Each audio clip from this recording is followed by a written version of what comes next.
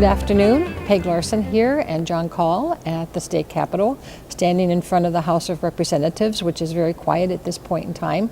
However, in less than a month, it will be bustling and things will be happening. As I'm sure you've all heard, it's supposed to be a short session, and then when you talk to seasoned legislators, it's going to be a regular session that will go into May. I believe May 19th is their last day they can constitutionally go to session. So far, the House has allowed people to pre-file bills, which the Senate can't also, but they didn't have so much of a push as the House did. And these are bills that can be put in after the last day of the first year and before the first day of the last year of a session. And 280 bills were put in just in the first push, and there are still more dribbling in, and the Senate is finally getting some too. They go from House File 1863 to House File 2142. Most of them are bonding bills. Quite a few of them are education bills dealing with early childhood, adding money to the Safe School Levy, transferring academic and integration aid to the basic general formula. And the ineffective teacher bill is back again this year, saying that if a student has an ineffective teacher, they don't have to have that teacher again the next year. How they would figure that out, I have no idea. Representative Norton has House File 2004, and this further recognizes student proficiency in addition to English language, and I think it has a good chance of moving forward, and it actually does some really great things for kids who have taken the time to test out or learn an additional language or two. And this is all in keeping with the world's best workforce, which has been the push, especially from the House, for education. They really want to get the students ready for going out into the world, to technology, science, math, those types of things. The bills that were pre-filed will be recommended to go to a committee. However, that committee can hold hearings, and the House has set the week of January 27th through 30th to have their standing committee hearings. And they can't take any action. They can discuss it, but they can't amend it, they can't adopt it, they can't vote on it. So these are really just, pre-session hearings for people to have their say on different subjects. They are having one joint education policy hearing February 11th. And February 18th, and that one will be on helping our English language learners and what the state can do to make their road to learning English easier, and hopefully financing for the schools. We also have the bills that have been drawn up for Rochester. There's two versions of it. It's the cities of the first class. One of them adds Rochester and only Rochester for that funding, and the other one actually adds all cities of the first class that would come up now and in the future. So we'll be getting authors for that, and hopefully those will get a number very quickly. I say goodbye and turn it over to John Call. Thank you. Greetings, everybody. I thought I'd just give you a quick overview of what's in play right now. As you know, the even-numbered years, the off-session, are supposed to be less about budget, more about housekeeping and bonding, and both are in play this session. There's a bonding bill that will probably pass the legislature. The governor wants to spend about $1 billion. The House and Senate, Republicans and Democrats have agreed on an amount closer to $850 million. I do not see the circumstances under which the Republicans will agree to a bill larger than that. So I think that is the most likely number to emerge from this session. I believe Rochester's got a civic center in play, so I thought that would be a matter of some interest to you. The deadlines I want to say, I said it was housekeeping. The governor has been working on this unsession, and so that is a desire on his part to get rid of duplicitous, unnecessary, outmoded language that's worked its way into the statutes in the last decades. I know when I started here in 1971, there were 4 volumes of Minnesota statutes, and that included the index. There are now about 15 volumes of Minnesota statutes, and 4 volumes are index alone. So the governor isn't completely off track by trying to simplify and get rid of unnecessary laws and language. Everyone's trying to fit what they're doing into the rubric of unsession, some more artfully than others.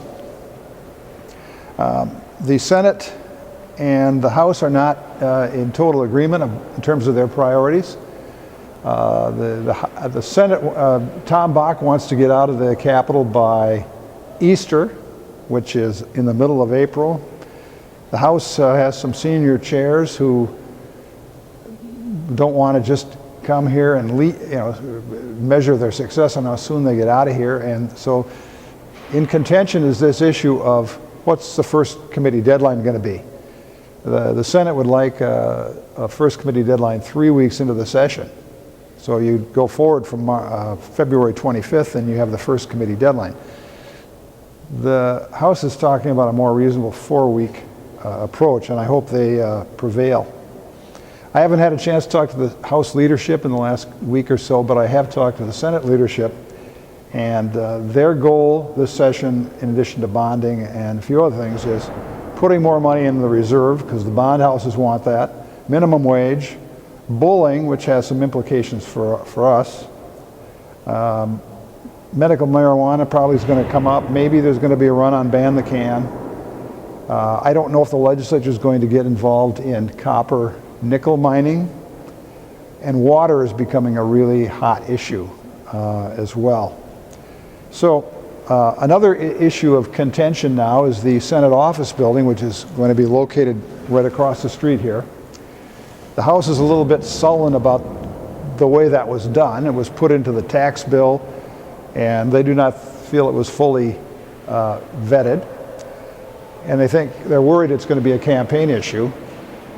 The Senate's position is, well, if you don't want to do it, we'll just remodel the Capitol and all the senators will come back in here and the governor and the Historical Society won't get the space they want. So it'll be interesting to see how that plays out. Another thing that I think we're all somewhat interested in, not that it's the most important issue in the world or position, is the replacement of Lieutenant Governor Pretner-Solon. There's a number of people in play. But it's anyone's guess as to what the governor will finally do and or when he will do it. As you may know, he is undergoing surgery next week, I believe in Rochester, for his hip. So we'll have to see what the implications of that are. I had an interesting chat last night with Senator Chuck Uygur, who's chair of the Senate Funding Division. And he was talking about the importance of the February/March forecast. They call it a February forecast out of tradition, but it's really a March forecast. It'll come out in like first 2 or 3 days of March, and that'll be another mid-course correction on the state's finances, and will determine how much, if any, money we might have to play with for anything we might want to do. And that could have some implications on our location equity index legislation. Another area of contention between the House and Senate is the taxes that were passed last session that have to do with the warehouse tax and business-to-business taxes. The House really wants to repeal those taxes, and since there is a surplus, is making the case that they're not necessary. The Senate, because they're not up for election, probably is excited about doing that, but I think that's just bargaining. In the end, I think those taxes will be adjusted or removed. In another interesting and I think positive development, I know we've all been concerned about whether the grad standards had enough flexibility to accommodate what we're trying to do with our CTEC program. And recently I had a long discussion with Lisa Larson, who works for House Research and has been around here a long time and knows education law about as well as anybody in this entire building.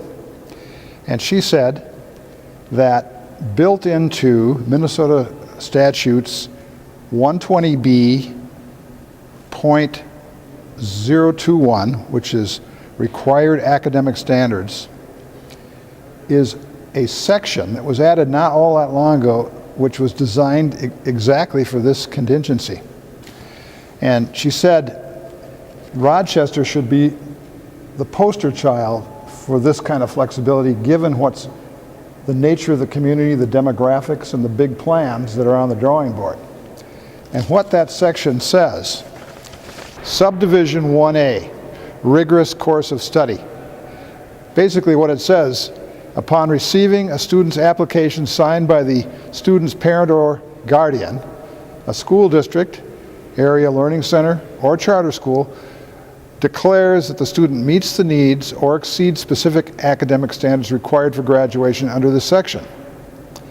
If they do that, basically they have the power to make that assumption. Unless anybody challenges it, it will stand. So it bears taking a closer look at, but the fact that Lisa Larson in House Research felt that that was liberal enough to accommodate our concerns is a source of great comfort to me. Two more things I want to mention. One is that because this is an election year, you know, and it does not create a great climate for bipartisan effort. There'll be a lot of positioning for the election, and so we can expect it to be a fairly contentious session, in my judgment.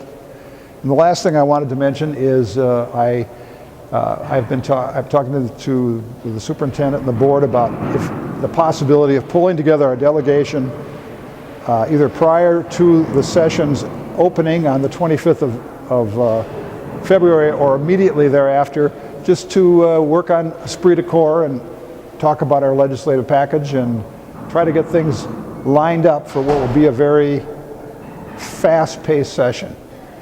With that, I will bid you fond farewell, and we'll be in touch soon. Thank you.